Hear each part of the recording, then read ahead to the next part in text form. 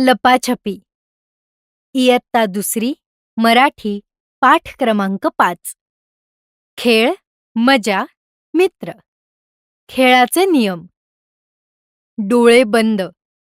राज्य घेणाऱ्याने डोळे बंद करून 10 ते 100 पर्यंत अंक मोजायचे.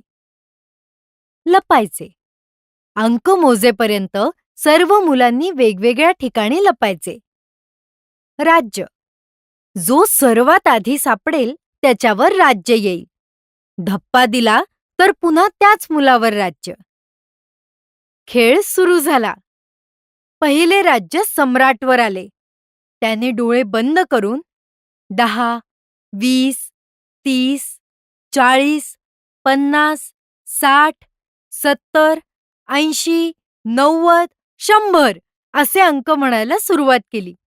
सर्व मुले पळत जाऊन लपली. अंक संपल्यावर सम्राटने विचारले, "आता मी येऊ का?" आणि तो सगळ्यांना शोधायला निघाला. घरात शोध सुरू. दरवाजा मागे.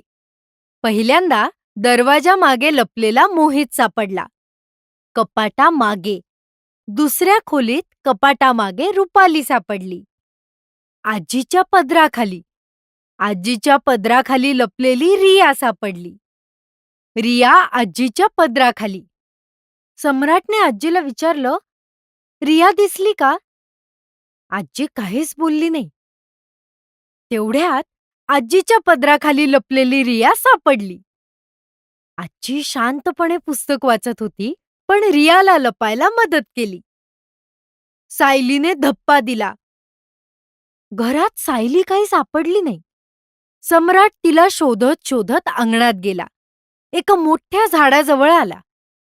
झाडापासून दूर असलेल्या झुडपाच्या आत लपलेली सायली धावत आली आणि तिने सम्राटला धप्पा दिला. असा लपाछपीचा खेळ मस्त रंगला. आपण काय शिकलो? मित्रांसोबत खेळ. लपाछपी हा मुलांचा आवडता खेळ आहे. मित्रांसोबत खेळणे खूप मजेदार असते. नियम पाळणे. खेळात नियम पाळणे खूप महत्वाचे आहे. सर्वांनी मिळून ठरवलेले नियम पाळावेत. शोध व युक्ती.